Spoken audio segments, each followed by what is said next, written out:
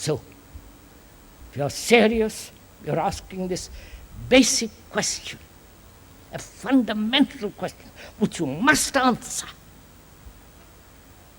Is there a possibility of not registering at all?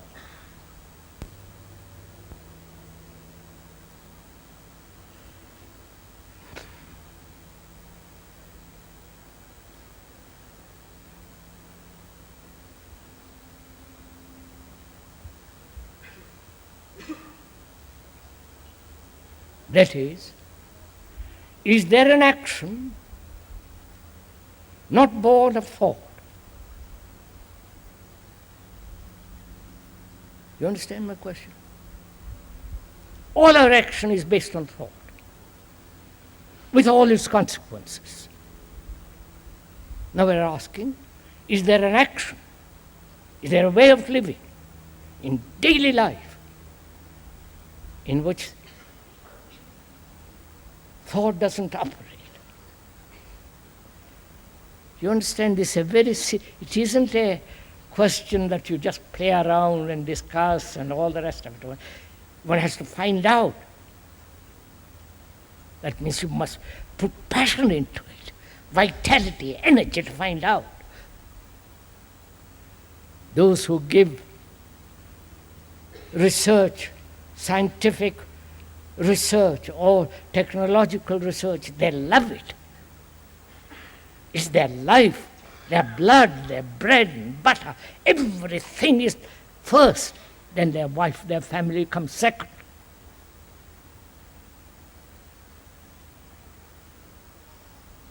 The same way we're asking, passionately. Is it possible?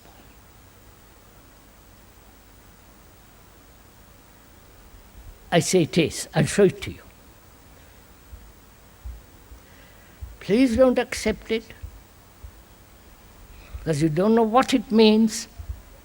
So don't come to any conclusions. Don't translate what is going to be said into your own terminology. Then you're lost. Then you are driven by the language which you know. Therefore you become a slave to language. But we are using language, not your conclusion, my conclusion, or his, just words without any circus around it. Then we can communicate happily and easily.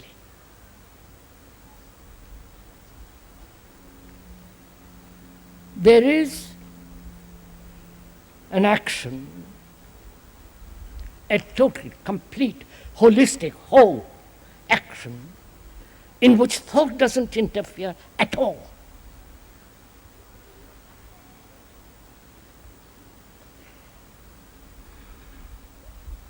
Are you waiting for me to tell you? That's rather cheap.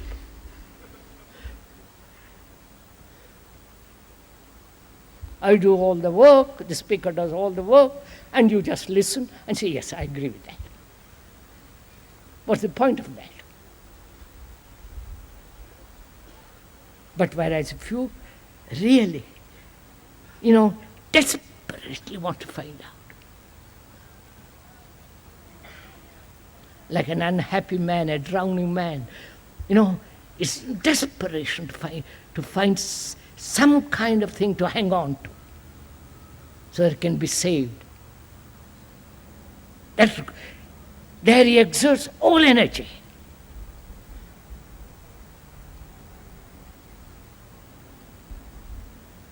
And that's what we are doing.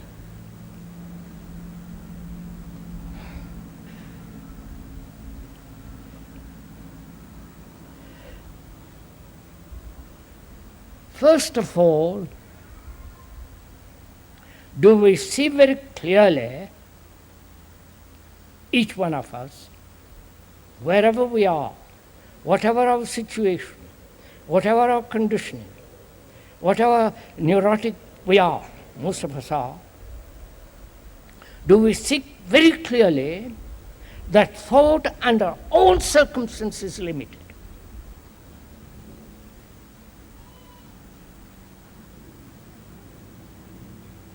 Not a verbal acceptance of it, but an actual fact which you, in your blood seed,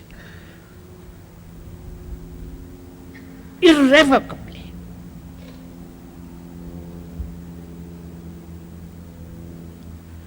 then if you see that not as an idea, not as a conclusion, not a thing reasoned out and therefore it is, if you do, it's still thought.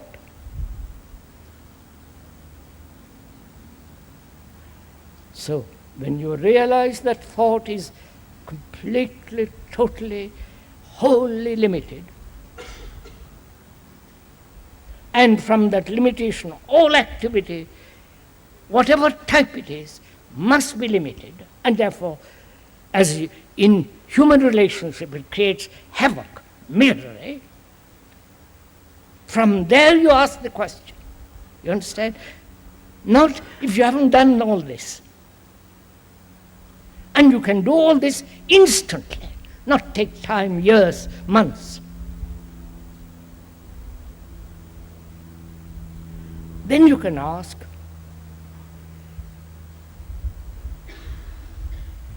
is there a perception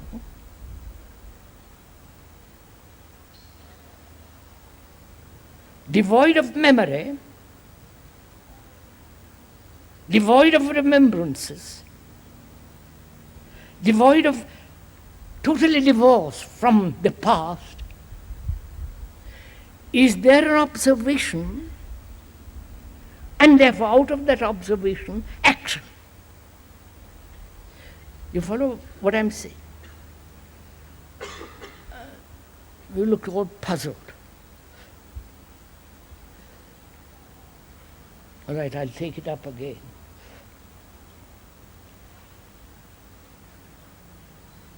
We understand our action is based on memory. Either ideological memory, a utopian memory, or memories of past actions which have left certain marks on the brain, and all such activity must be continuously destructive in human relationship. If I love you because you have been pleasant to me, which is you have given me something, sexually or this way or that, which is from memory, with the pleasure of it, I say I love you.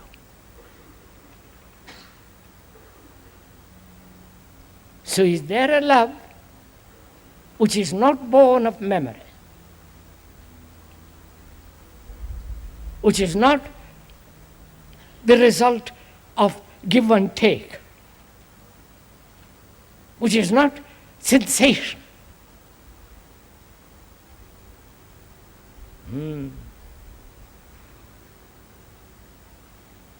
Obviously, there should be, or this is all we know. Let's put it that way. This thing that we call love is all this.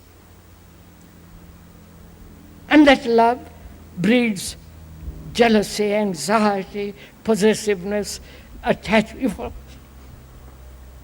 And out of all that, there is great misery. And is that misery love? Don't say no or yes.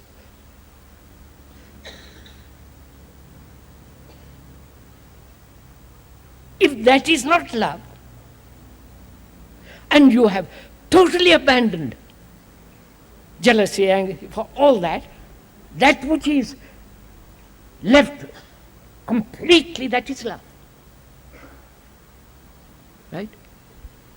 So in the same way,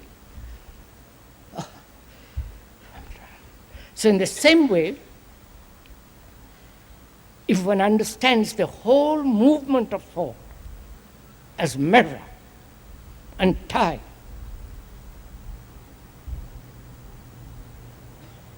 and born out of the past, and therefore endlessly curtailed, limited, narrow. If you see that very clearly and therefore abandon it, then you have what one may call insight. I'm going to go into it very slowly. Insight. Insight we mean by that word, according to the dictionary, to have a sight in something. An immediate perception of truth in that which is being talked about. That is, you have talked to me about the limitation of thought. You have talked to me. I've listened to you with all my energy. Because perhaps there is a new way of living, a new way of action. And I've realized my actions have always been bringing such sorrow, confusion, and misery. And I've listened to you. And you say to me, have you really let go? Have you seen the truth that thought is limited? The truth of it, not the idea of it. Seeing the truth of it is to have insight. Have you got it? That insight is not memory, is not idea, is not something out of the past. You see directly the truth of it, and from that there is action, which is complete.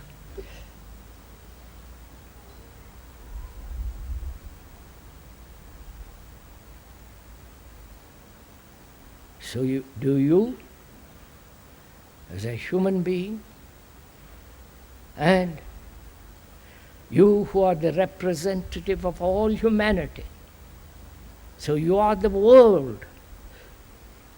If you understand, if you see the truth of this, then that truth will act in the world. You don't act. So, quelle heure est-il? Go.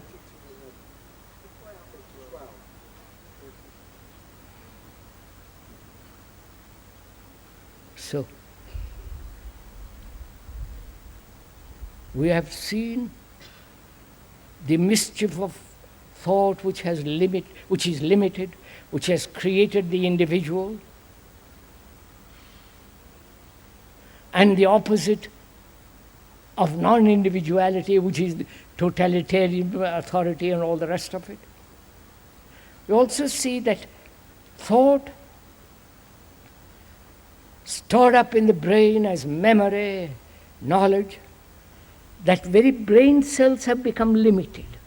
God's sake, see this.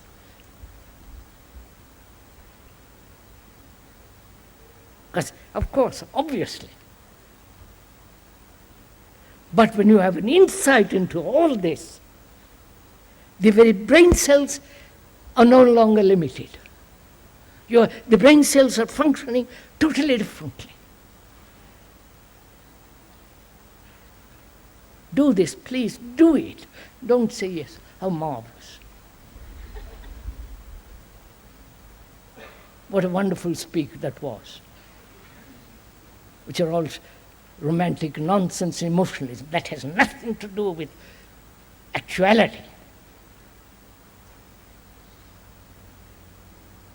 Can you see the truth that knowledge has its place technologically and has no other place psychologically, which is to register? So, if you see the truth that registration, like hurt, brings narrow action, limited action, from which hate, violence, and all the rest of it.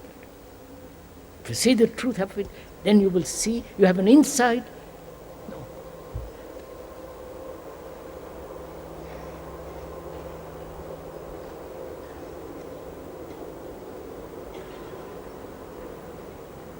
You have an insight into the whole movement of thought.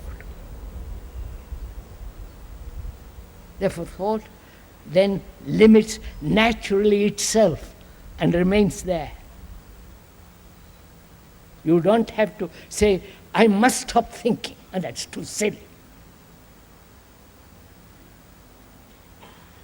When you understand thought as measure, measure being comparison, and the whole, it isn't time now, I must stop. So if this is clear, then we'll talk about other things on Sunday.